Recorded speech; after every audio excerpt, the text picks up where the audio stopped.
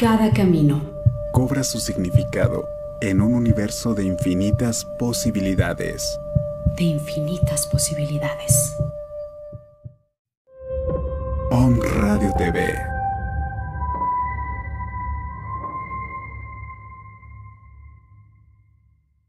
Estamos a unos momentos de comenzar nuestra siguiente transmisión. Om Radio, un espacio para todo aquel que busca compartir un mensaje de bienestar a nuestra audiencia. Transforma tu perspectiva a través de nuestros programas de la mano de expertos. Sintonízanos en Facebook Live, YouTube, Spotify, iBooks y Apple Podcast. Comenzamos.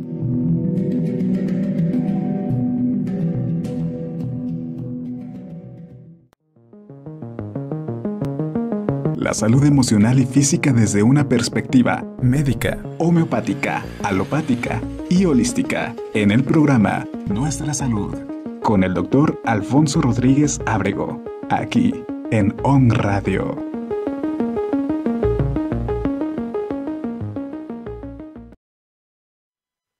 Hola, ¿qué tal amigos? Muy buenas tardes, sean todos bienvenidos a este su programa Nuestra Salud. Como siempre, en esta combinación Kotsomi Alfonso, vamos a llevar un programón de primera. Kotsomi, bienvenido mi hermano, como siempre, acompañándonos mutuamente en estos proyectos que traemos. ¿Qué tal, mi querido Alfonso? Muy buenas tardes y ¿qué tal, amigos de Om Radio? Bienvenidos a este programa Nuestra Salud. Y el día de hoy, querido Alfonso, vamos a tener un programa muy interesante. Una gran invitada, la doctora Gloria Kotsomi Ramírez. Estoy emitiendo un nombre, creo, pero es Gloria Kotsomi Ramírez. Así es. Que nos va a hablar sobre el tema de la neurología de las adicciones, si mal no estoy. Doctor, usted me corrige si me equivoqué. Sea usted bienvenida, doctora Gloria. Gracias por la oportunidad que nos da de entrevistarla y pues este gran compromiso de hablar sobre un tema tan importante, fascinante, ¿por qué no decirlo? Porque meternos con estas cosas de la neurología no es cualquier cosa, la verdad, mi querido Kotsomi. Exactamente. Vamos a hablar acerca de los aspectos neurológicos, ¿Sí? de las adicciones. Bueno, todo un tema que tiene que ver cómo el sistema neurológico, el sistema nervioso central, de qué manera interviene en este proceso de la adicción. Así es.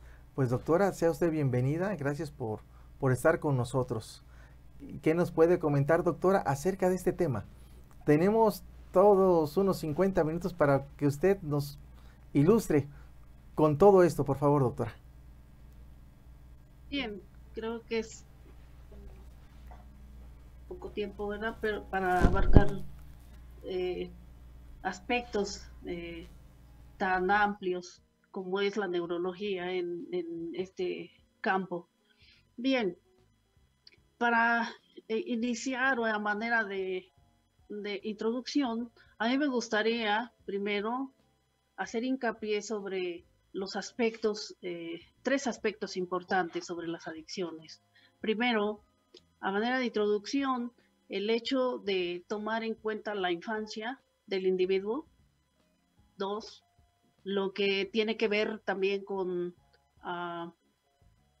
los aspectos de la personalidad del individuo que van de la mano. Primero, la infancia. Lo segundo, ya cuando el individuo tomó una personalidad, no es lo mismo una adicción, una predisposición que nazca que nace desde que el individuo ya desde la infancia lo trae, ¿verdad?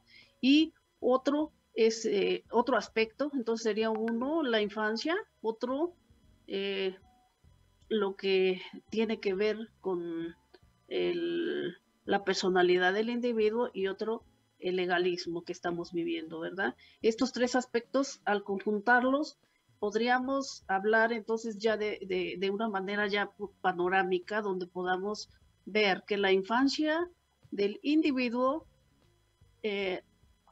tiene que ver mucho sobre esto, ¿verdad? ¿Qué tiene que ver? Tiene que ver en varios aspectos. Primero, la formación de un individuo, el hecho de tener un nacimiento y una crianza con carencias, Y llámese carencias no solamente afectivas, que son las principales en este campo.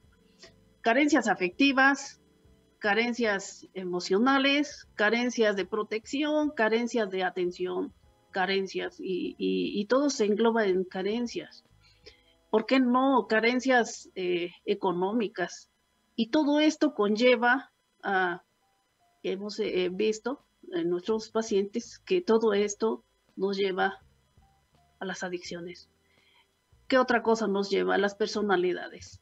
El individuo crea una personalidad desde que nace, incluso desde que nace el individuo va creando la personalidad. Se considera que por ahí de los 12, 13 años ya tiene rasgos de personalidad de cómo va a ser esta persona, y a los 18 teníamos antes como una meta, ¿no? De decir, a los 18 ya está formada la personalidad. Y hay rasgos de personalidad que nos llevan directamente a que un individuo pueda tener ya la predisposición a ser adicto o no adicto. Y entonces, nosotros hemos visto que hay 3 características importantes y que ya está más que pues aceptado desde el punto de vista psiquiátrico y neurológico en los diferentes estudios, que un individuo con una personalidad que se fue formando mal desde la infancia, a través de maltrato, de agresividad, de falta de afecto, de esas carencias de las que ya habíamos hablado, da como resultado una personalidad antisocial. Y esa sería una de las principales y más acercadas a que un individuo abuse de sustancias. ¿Qué es una personalidad antisocial? Muchos familiares traen a sus pacientes y nos dicen, mi hijo es antisocial. Y le digo, bueno, ¿por qué es antisocial? Me dicen, es antisocial porque se restringe y está muy aislado y no convive. Y le digo, bueno, eso no es un ser antisocial. Un ser antisocial es un delincuente.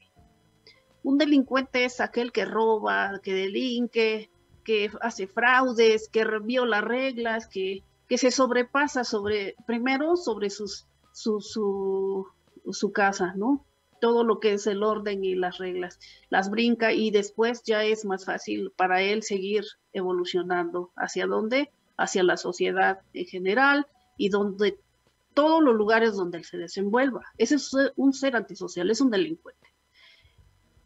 Se sabe que esa personalidad es formada desde la infancia y la consolida hasta los 18 años. Y ya trae esas características. Sin embargo, hay otro tipo de personalidad donde hay una disfunción cerebral desde muy temprana edad. Y estas personas podríamos verlas con las mismas características a través del tiempo, y que trae los mismos rasgos de personalidad desde muy pequeños. Y decimos, bueno, la personalidad no es muy común en los pequeños como diagnosticarla, ¿verdad? Todavía no está consolidada, pero ya pareciera que el niño ya es así. Y entonces, si nosotros observamos y lo cotejamos, una personalidad antisocial y una personalidad con una disfunción cerebral, podríamos decir que llevan el mismo camino, tienen la misma predisposición y finalmente son iguales, pero los dos no son por la misma causa. Uno es por crianza, el otro es por una disfunción cerebral. Nosotros tuvimos la oportunidad de hacer un estudio en el hospital psiquiátrico antiguo, que se cerró en Cholula. Hicimos un estudio retrospectivo en el cual, prospectivo, en el cual nosotros tomamos 100 pacientes, de los cuales hicimos una comparación, a ver, y el estudio se llamó trastorno de personalidad antisocial versus trastorno mental orgánico. Y la única diferencia que nosotros pudimos encontrar fue el electroencefalograma. Fue un electro en el cual pudimos nosotros detectar, porque se comportaban de la misma forma, se comportaban de la misma manera, y no había dónde separar, ¿verdad? Esas dos personalidades. Bien, solamente un electroencefalograma nos pudo orientar a darnos cuenta quién era en realidad el que tenía una predisposición y el que podía tener ya desde que nace, y otro cómo se va a ir formando a través del tiempo. Bien, desde el punto de vista neurológico también hay otras enfermedades del neurodesarrollo, como por ejemplo el TDAH. El TDAH es una enfermedad que finalmente hay una disfunción cerebral mínima en la cual están afectados los lóbulos frontales del individuo, del niño, ya desde pequeño, desde el kinder ya lo están reportando, con ciertas características antisociales. ¿Por qué? Porque rompen reglas, porque no se adaptan a las expectativas de lo que busca un profesor en clases. En casa, igual, su comportamiento es a veces violento, agresivo, es impulsivo, y bien, todas estas características las tiene el TDAH, y finalmente, si no es tratado, desemboca también en una personalidad antisocial, y por lo tanto hay una predisposición muy, muy fuerte para adicciones. Bien, ahora, si nosotros vemos estos aspectos, vemos estos 3 aspectos que son la infancia, que es el tipo de personalidad, o si hay algún daño ya neurológico previo para que lleve a esa predisposición a las adicciones, más el legalismo. El legalismo tiene que ver mucho con lo que estamos viviendo. Estamos viviendo en una época, pues sí, podemos llamarla época, en la cual todo está permitido. El joven ya tomó la vida en sus manos, toma su vida en sus manos. El chico ya no responde a las reglas normalmente en casa porque tiene derechos y lucha por sus derechos. Eso no lo veíamos en los tiempos anteriores, era muy raro que se viera, pero conforme van avanzando las leyes, ahora han sacado esto de que los chicos pueden decidir sobre su sexo. Si quieren ser mujeres, los varones pueden serlo, las mujeres, si quieren ser varones, pueden serlo. Si los niños, ya desde niños los están dando esa opción, que todavía no tienen ni siquiera un poco de insight para poder entender la sexualidad como tal, pero se está introduciendo este tipo de cosas, ¿no? Otras cosas, como por ejemplo el legalismo ha afectado mucho, por ejemplo, el aborto, que tienen derechos sobre su cuerpo y todo, y entonces se va creando un ser diferente, se está creando una nueva personalidad, podríamos decirlo, que no está en el DSM-5, pero que muy pronto probablemente ya va a estar. Yo podría decir, también en el legalismo está esto de que ya están dando permiso para que se acepten algunas drogas. Si empezaba antes era el alcohol y el tabaco que estaba permitido, y que el daño iba siendo a largo plazo, por decir. Iba siendo a largo plazo porque finalmente, ¿qué es lo que hacía el alcohol? El alcohol va esclerosando los vasos, los va endureciendo, se va dañando, pero esto va a ser evolutivo y a largo plazo. El tabaco de la misma forma, ¿no? Y sin embargo, también sabíamos mucho sobre la marihuana que alguien ya consumía o cosas por el estilo. Entonces nosotros podemos observar qué es lo que pasa ahora. En la actualidad, nosotros podemos ver que el mercado de las drogas se ha incrementado la variedad. ¿Por qué? Porque ahora ya no se conforman los chicos con marihuana, ¿verdad? Ahora actualmente están con cocaína, se han ido hasta heroína. En la actualidad está de moda las anfetaminas, lo que son el cristal y el hielo, el fentanilo. Ya está regresando el LSD.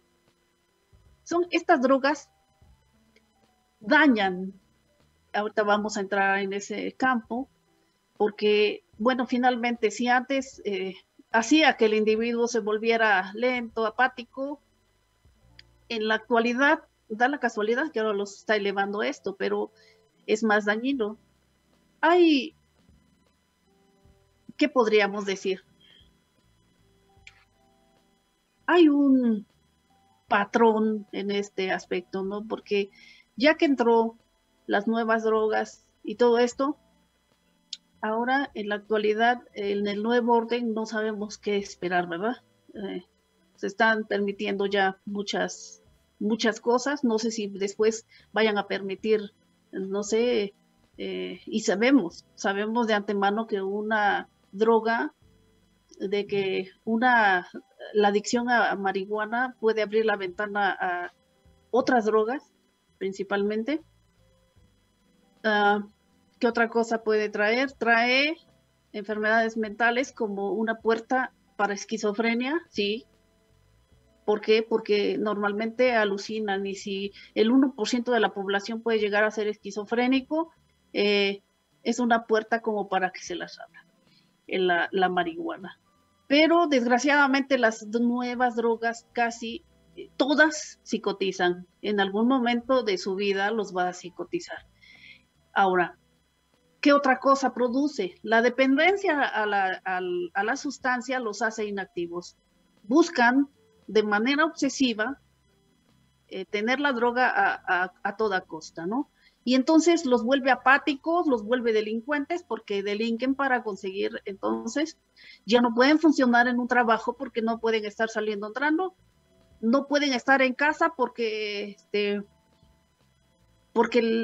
las exigencias que hay en casa de hacer tareas, hacer todos las reglas establecidas como núcleo, ya no llenan las expectativas, y entonces se surgen fugas de la casa, y entonces las drogas son una destrucción total, y no lo están viendo todo, y no lo contemplan así. Muchos dicen, yo salgo cuando puedo, y puedo salir a la hora que yo quiera. Yo lo malo estoy probando.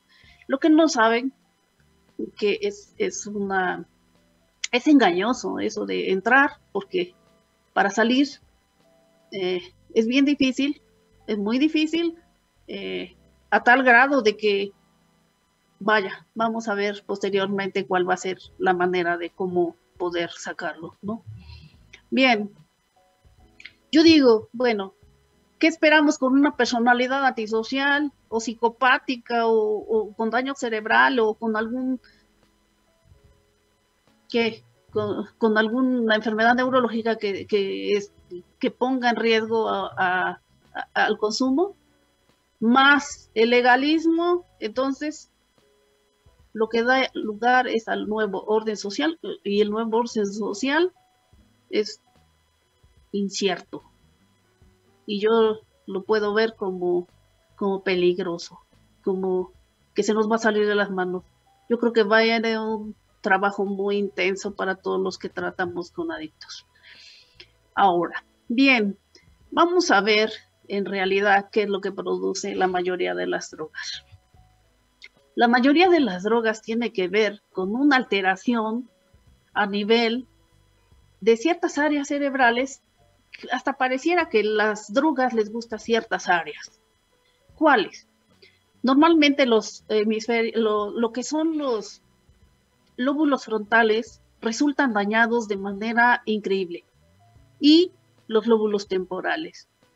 Déjeme decirle que hemos visto muchos estudios, se han hecho estudios, de hecho, en diferentes revistas, en diferentes libros, se ha visto que con los nuevos aparatos ya más sofisticados, se ha visto la destrucción, la disfunción, de hecho, de la neurona. La neurona puede sufrir dos tipos de lesiones. Puede ser estructural, la neurona como tal puede ser destruida, o solamente puede estar mal funcionando. Cuando se destruye, normalmente lo hemos correlacionado más con drogas como lo son los solventes. Los solventes son sustancias corrosivas y que de alguna manera vienen a destruir la neurona de manera increíble, ¿no? Hemos visto a chicos como por ejemplo que inhalan el PVC, el resistol, todos los hidrocarburos tienen tienen una capacidad enorme de destruir la neurona, y al destruir una neurona, la estructura como tal, se destruye la función, y entonces el chico queda como retrasado, queda como con un retraso mental, donde no ata y ni desata. El chico camina porque Dios es grande, porque a veces, porque se daña todo el sistema cognitivo, el sensitivo y el motor. Quiere decir que toda la área del cerebro se daña. Y finalmente podemos ver como algunas otras drogas, por ejemplo, la marihuana. La marihuana nosotros podemos observar y hemos visto que mucha gente se droga y se va a trabajar y regresa y se vuelve a drogar. Entonces, ahí estamos observando hasta que no queda en el viaje, como muchos dicen. Muchos en el medio dicen, pues ya se quedó en el viaje. Bien, ¿qué es el viaje? Pues el viaje es una psicosis. Una psicosis donde el individuo se queda alucinando, ya tiene una paranoia terrible, que son delirios de daño, donde siente que lo siguen, los persiguen, los vigilan y cosas por el estilo. Normalmente cuando ya hay un daño estructural de la neurona, como es un daño cerebral, la mayoría de las alucinaciones son zoomorfas, es un rasgo bien característico. Las alucinaciones que presentan estos individuos son de características de animales. Pueden ver dragones, arañas, víboras. Sus tipos de alucinaciones son muy comunes y tienen esa característica en el daño orgánico cerebral. Cuando hay lesión de la neurona, se puede entonces ya ver. Primero, si estamos hablando de los hidrocarburos y todo esto, hay daño estructural y por lo tanto, por ende, hay daño funcional. En la marihuana, por ejemplo, que es un inhibidor, podríamos ver que solamente causa daño. No se ha corroborado que haya un daño estructural de la neurona como tal, pero sí funcional. ¿Por qué? Porque las alucinaciones, delirio, queda como una enfermedad mental, aparentemente, nada más.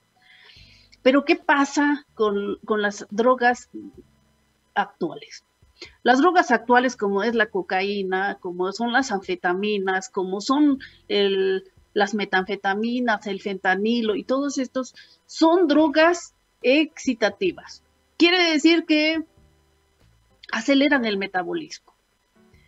Y al acelerar el metabolismo neuronal, claro que la irrigación aumenta, todo aumenta. En los estudios sofisticados como es las tomografías, no se ve mucho, pero el PET, el SPECT, se ha visto también cómo ese metabolismo se ve, nosotros los caracterizamos como zonas rojas, zonas frías, se ve sumamente áreas rojas. Áreas rojas, ¿por qué? Porque el metabolismo está sumamente aumentado, es decir, el cerebro está trabajando a lo máximo. El cerebro trabaja de manera eléctrica y imagínense hacer que las neuronas trabajen de manera al 1000, en vez de trabajar lo normal es a la 1000. Entonces, ¿qué es lo que sucede? Claro que va a haber una disfunción cerebral. ¿Por qué? Porque los neurotransmisores, haga de cuenta que pierden el rumbo, ¿no? De decir, un neurotransmisor nosotros lo caracterizamos siempre como una llave con su candado. Y siempre es receptado.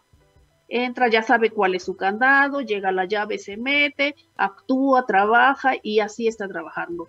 Pero cuando se hace un cambio de este tipo, los neurotransmisores empiezan a disfuncionar. Y entonces nosotros podemos asociar muchos neurotransmisores que se afectan. Principalmente tenemos la dopamina.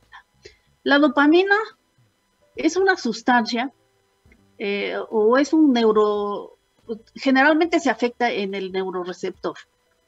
Y la dopamina tiene pues 5 neuroreceptores que va desde el D1 hasta el D5. Normalmente nosotros vemos muy asociado el D1 con alucinaciones y delirios y psicosis en estos pacientes. Y esto lo podemos ver en algunos síndromes que ahorita vamos a ver, como es el síndrome frontal, el síndrome del lóbulo temporal. Bien, podemos ver también cómo se ven afectados los receptores de serotonina. Los receptores de serotonina abarca una serie de, pues, de actividad cerebral que nos ayuda a mantener en equilibrio todas nuestras emociones. Por eso se ve relacionado en la depresión mucho cuando hay un desajuste en estos neuroreceptores.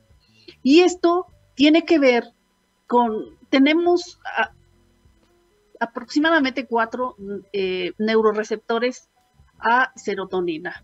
Uno es el 5-HT1D, que tiene que ver con la ansiedad, el 5-HNT1A, que tiene que ver mucho con la migraña, el 5-HT2, que tiene que ver con la depresión, y la 5-HT1-3, y que tiene que ver con la cognición, es decir, con la memoria. Entonces, si se dan cuenta, todos estos neurotransmisores, al desajustarse sus neuroreceptores, todo esto lo vamos a ver en el individuo que consume drogas. Va a tener, entonces, por lo tanto, ansiedad, va a tener depresión, puede sufrir de migrañas, puede tener incluso trastornos de la memoria y por lo tanto de la cognición. Ellos ya no son capaces de aprender algo o tener cierta capacidad lógica. Empiezan a perder lo que se les llaman las funciones mentales superiores, como lo es el razonamiento lógico, lo que es el juicio, muchas otras cosas, la memoria. Bien, tenemos el otro neuroreceptor que tiene que ver y que se ve muy afectado con la ingesta de estas sustancias, las nuevas sustancias, como lo son los neuroreceptores GABA. Los neuroreceptores GABA es el A y el B. El tipo A se ve más ligado en convulsiones. Hemos visto, por ejemplo, en los alcohólicos ya es muy típico que convulsionen, y se veía antes en personas que normalmente consumían, ¿qué? Nosotros podríamos decir que es que el mezcal, lo que es tequila, lo que eran bebidas fuertes y que podían dañar, pero se ha confirmado que el vino también, por más sofisticado que sea, a los 20 años de haber consumido alguien ya tiene cirrosis. Mucho más también ya hay cierto daño a nivel cerebral. Otro de los neuroreceptores que se ven afectados son el glutamato. Hay 2 tipos de neuroreceptores de glutamato, que es el NMDA y el NAPA. Estos 2, el más afectado sería el NMDA, porque se ve muy relacionado con convulsiones también. Por eso muchos adictos, cuando tienen un consumo excesivo, empiezan a convulsionar. Se les ha visto cómo se caen, tienen una crisis, y muchos dicen es que ya se dio un pasón, ¿no? Lo toman así, pero en realidad es que convulsionan. Y el cerebro, desgraciadamente, está todo a aprender.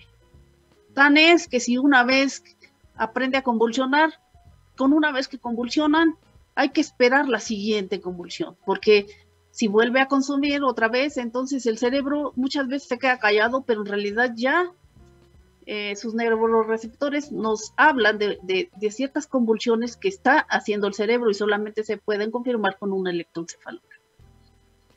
Otro de los neuroreceptores que podríamos decir están resultando afectados es la acetilcolina. La acetilcolina también tiene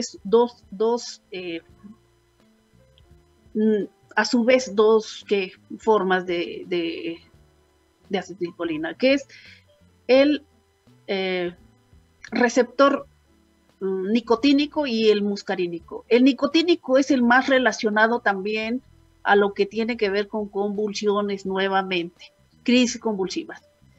Y finalmente nosotros podemos ver cómo la norepinefrina, otro neurotransmisor, tiene que ver mucho con la cognición y la memoria.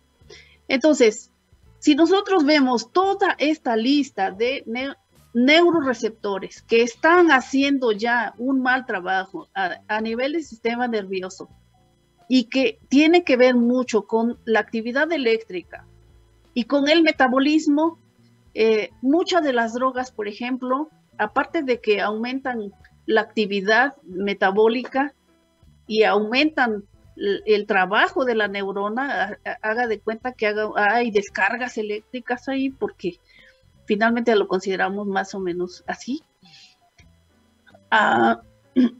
Lo que pasa es que lo que viene a suceder es lo siguiente.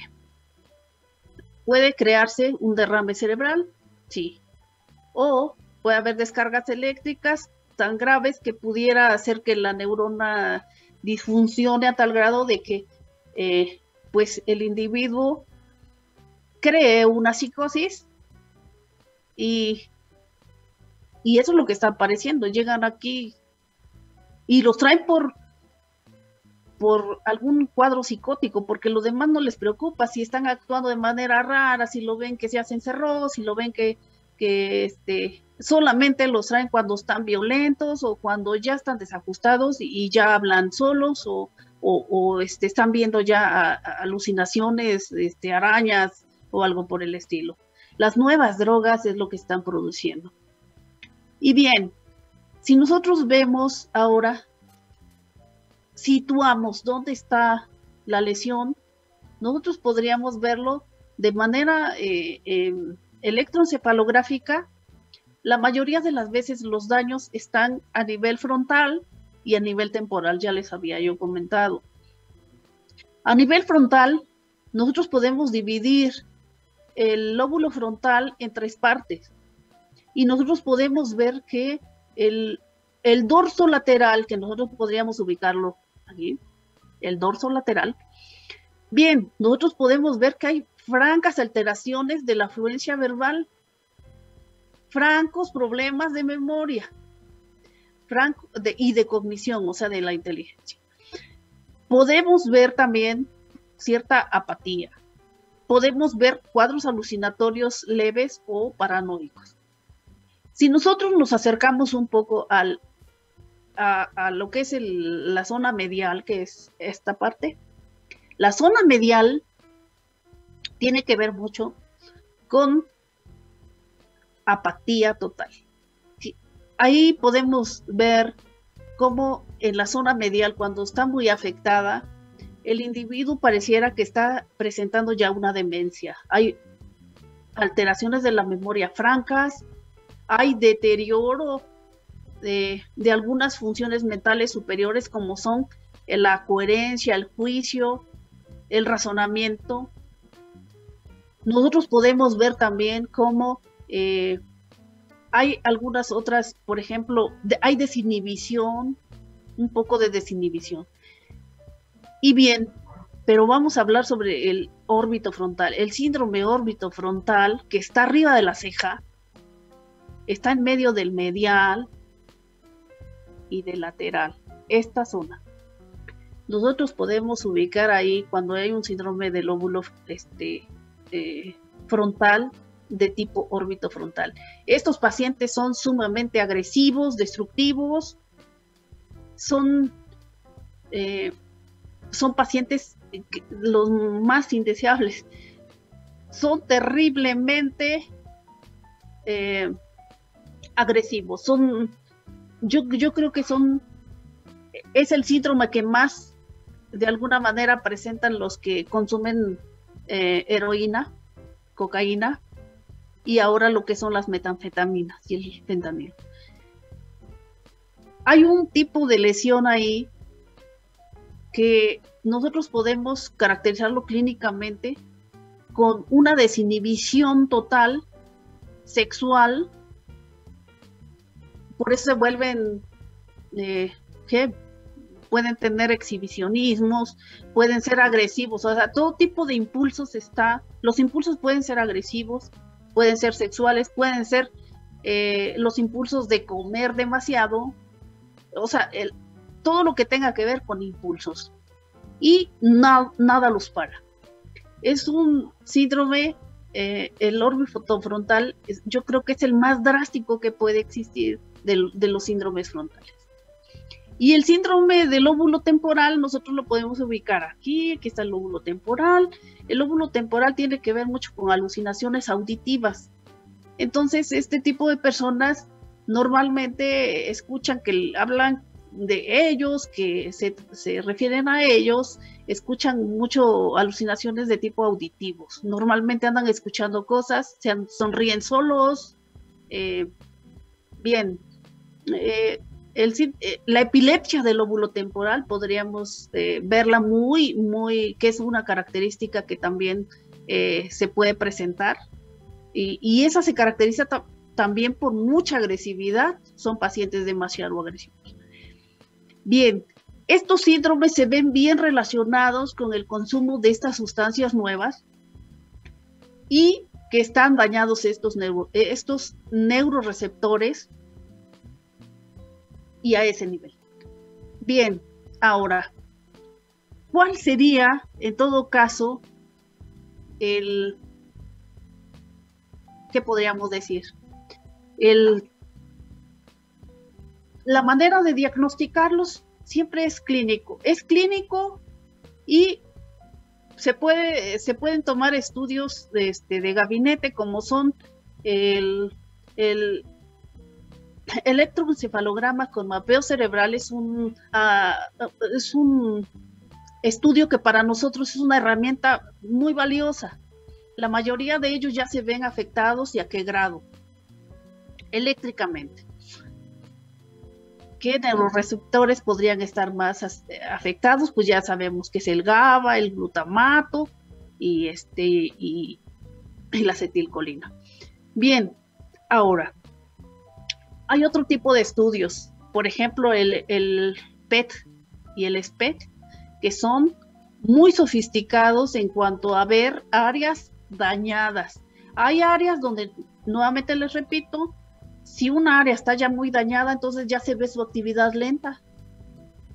Si es una área donde está sufriendo y donde está siendo dañada, puede estar su actividad demasiado elevada. Y eso se traduce a nivel de colores, de gráficas, y que nosotros casi siempre lo estudiamos de manera comparativa. Comparativa de un lado a otro, de los dos hemisferios a la vez, para sacar el estándar de lo que nosotros esperamos. Y se coteja con la clínica. Y bien, pero clínicamente, si alguien llega agresivo, alucinado, golpeando, aventando cosas, nosotros ya sabemos que trae un síndrome frontal o pudiera ser temporal. Por ejemplo, el alcohólico, el típico alcohólico, llega convulsionando, pero lamentablemente cuando llegan convulsionando es porque ya hay un grado elevado de daño cerebral, ya trae otros órganos afectados, como por ejemplo hígado, a veces traen encefalopatía hepática por lo mismo. Todas las sustancias de desecho están circulando a nivel sanguíneo y por lo tanto llegan a cerebro, y llegan a cuadros de confusión, cuadros confusionales, es como si se intoxicara una neurona, y pues traen cuadros, ya no traen delirios, traen delirium, vienen con un cuadro en delirium. Lo que nosotros pues tenemos que ver también cuántos problemas ya trae, porque no es lo mismo que llegue un chico que tiene 17 años a que llegue un niño, porque lamentablemente ya está repercutiendo. Hay niños que se están drogando y que tienen 9 años. Se ha visto niños de 8 y 9 años que se están drogando ya. Y tengo ahorita un niño de 17 que está, que empezó a drogarse desde los 9, desde que iba a quinto de primaria, y que este chico ya trae un daño cerebral enorme. ¿Por qué? Porque dependiendo de la edad, se supone que este niño todavía estaba en proceso de desarrollo cerebral. El cerebro no termina de desarrollarse hasta los 18, y ahora se ha confirmado mediante estudios que es probable que sea hasta los 21 o 22 años que se forme esa madurez. Sin embargo, este chico empezó desde los 9 años, entonces, ¿qué esperamos? Ese cerebro ya no logró la madurez, el desarrollo adecuado. Ese chico trae daño orgánico, es ya sin duda solamente por el antecedente de la edad. Viene alucinado, quiere decir que todos sus neurotransmisores ya aprendieron a disfuncionar y así trabajan. Bien, a que un chico haya empezado a drogarse, por ejemplo, a los 18 años, 17, casi está concluido su desarrollo cerebral, y entonces nosotros podríamos hablar sobre que tiene a lo mejor un mejor pronóstico para que tenga una mejor comprensión de lo que está haciendo, podría ser. Pero bien, hay varias cosas que tenemos que abordar en el tratamiento, y una de ellas es eso, ¿no? El que tengan un poco de juicio para poder entender, todavía darse la oportunidad de salir de esto. Bien, ahora, ¿cuál es nuestra manera de abordar entonces a un paciente con adicciones? Si nosotros sabemos que está dañado ya por ende la función y probablemente la estructura de la neurona. Bien, si nosotros, de acuerdo a lo que vemos, el lugar donde están dañados, los neurotransmisores que están incluidos en disfunción, entonces vamos a ver que si la ansiedad es una de las cuestiones que están siendo afectadas, podemos ver que la serotonina es uno de los que está influyendo, entonces vamos a abordarlo con antidepresivo. Si está alucinado, pues vamos a dar antipsicóticos. Si está convulsionando, de todas maneras, convulsione o no convulsione, tenemos que dar anticonvulsivantes. ¿Por qué? Porque no creo que nada haya sido muy selectivo el daño y que no haya tocado ni siquiera esos neurotransmisores. Lo más seguro es que en cualquier momento está a punto de detonarse una crisis. Están siempre en el riesgo, en la rayita. Por lo tanto, lo que nosotros hacemos es dar los anticonvulsivantes, porque también hacen que haya nosotros le llamamos correctores o le llamamos reguladores cerebrales, a fin de que estos neurotransmisores se vuelvan a trabajar de alguna forma, como por ejemplo en el epiléptico común, y se vuelvan a recapturar todas esas, hacer funcionar esa llave con ese candado.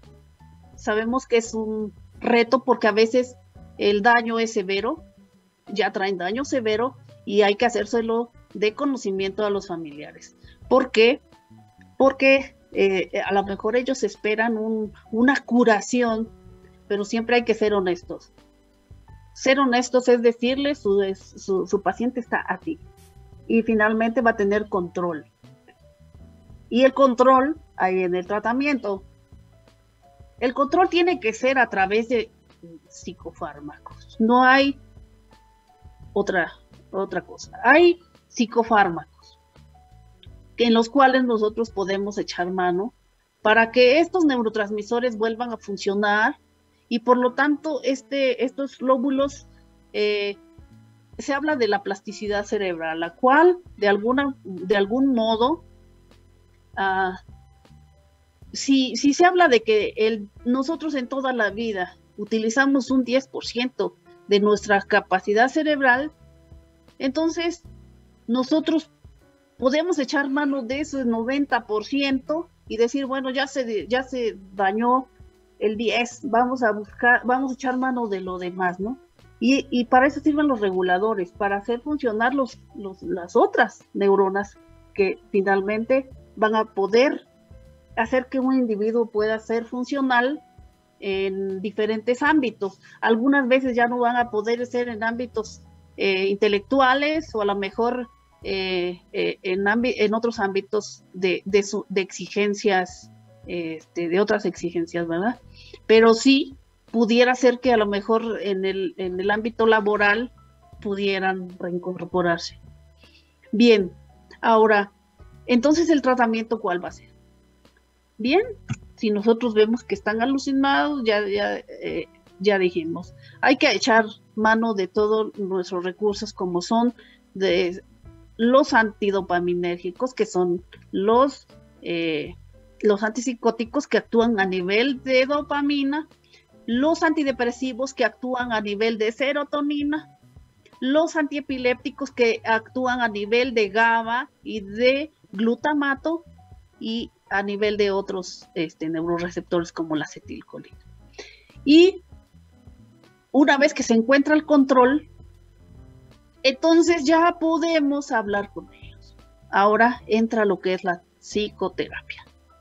La psicoterapia es un campo muy amplio porque muchos tienen varias formas de tratar a sus pacientes en diferentes instancias, ¿verdad? Bien, yo en primera instancia tuve la oportunidad de hacer psicoterapia en Estados Unidos y yo pude observar cómo el individuo, el alcohólico, el adicto, lo mandan a educación y a terapia. En educación tiene que ver mucho con hacerle consciente de todo el daño que está haciendo a su cuerpo, a su familia, a su entorno social, a lo laboral y todo esto. Se les va dando educación. Y respecto a lo que es terapia, ustedes saben que la cognitivo-conductual es la más común para este tipo de pacientes. Pero si nosotros nos damos cuenta que hay un daño cerebral y que la cognición está dañada, muchas veces no lo toman en cuenta y entonces ahí está el paciente, no entiende nada, ya está dañado y nomás está mirando. Todo lo que tenemos que hacer es, bien, si de manera cognitiva no lo va a entender, a lo mejor lo puede hacer de otra forma. ¿Cómo? Ahí es donde entra Alcohólicos Anónimos. Alcohólicos Anónimos es una organización que yo podría decir que Alcohólicos Anónimos es, y le estoy muy agradecida a Alcohólicos Anónimos. ¿Por qué? Porque es una organización de ayuda, porque realmente ayudan. O sea, cuando ya la gente está desesperada y sin dinero, se los contienen. Ellos son los que nos dan la contención. Si los mandamos a Oceánica, no les alcanzaría, venderían su casa y al salir el chico volvería a hacerlo, ¿no? Entonces ya vivirían en la calle. Yo creo que es una organización Alcohólicos Anónimos de ayuda, me queda claro. Sí. Muchos están en desacuerdo con Alcohólicos Anónimos porque aparentemente hay un trato indigno, derechos humanos que no, pero bien, derechos humanos debería de ver también parte de la solución. Ellos deberían de buscar parte de la solución también. Yo lo que observo también de Alcohólicos Anónimos es que hacen una labor social increíble. Es increíble porque no dejan al paciente sin comer, lo enseñan a ser organizado, a valorar ciertas cosas o sea, se pasan a veces quejándose de lo que no tienen, pero no valoran lo que tienen. Y entonces allá les hacen valorar lo que tienen y dejar de estar buscando lo que no tienen. Bien, creo también que... Doctora Gloria, nos quedan ahorita 3 minutitos de tiempo. Sí, sí. Me gustaría cómo poder redondear. Obviamente le quiero comentar y hacer la invitación abierta para el segundo jueves de julio, para que nos vuelva a acompañar, porque obviamente necesitamos todavía más de usted y que nos siga compartiendo este fantástico tema. Es muy importante, ¿verdad? Que la gente sepa, y le estamos muy agradecidos. Doctora, ¿con qué podríamos cerrar por ahora? Y aparte darnos su domicilio, dónde la pueden encontrar, en qué teléfono pueden sacar cita. Sí, mire. Bien, pues el consultorio está sobre el Boulevard Forjadores de Puebla, en la colonia Lomas de San Juan. La calle se llama calle Kotsomi y estamos en el número 33. Tenemos una clínica de adicciones. Y el teléfono es el 222-762-3007. En ese teléfono sacan sus citas normalmente. Pues bueno, muy interesante el tema de hoy. Sin duda, el tema de las adicciones es un tema muy amplio. Sí, es amplio, como para abarcarlo en 50 minutos. La forma de abordaje, o sea, o las distintas formas de abordaje, pues bueno, tendríamos que llevar otros varios programas exactamente, para hablar acerca de este tema. No, yo agradezco, aparte del tiempo de la doctora, el que nos haya tratado de resumir en tan cortito tiempo un tema que da para mucho.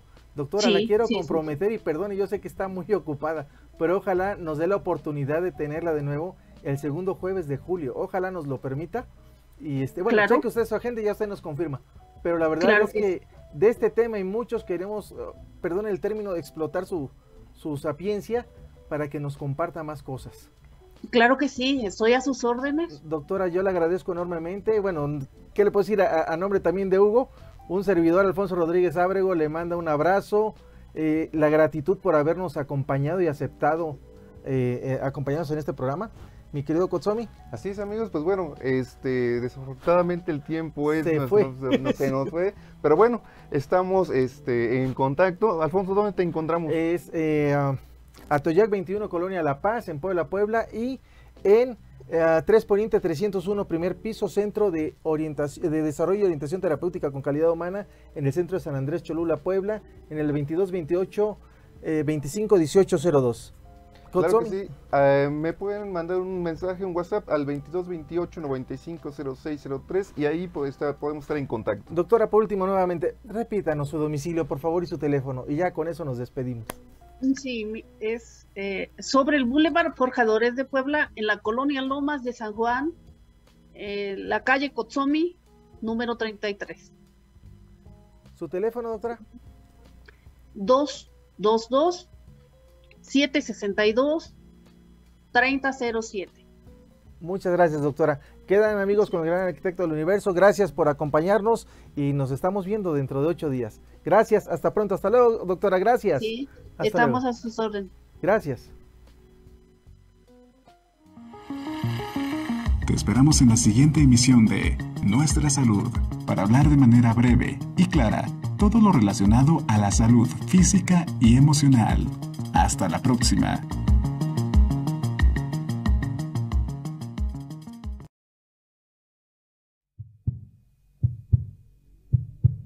Cada camino cobra su significado en un universo de infinitas posibilidades.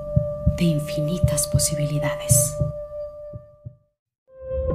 Om Radio TV.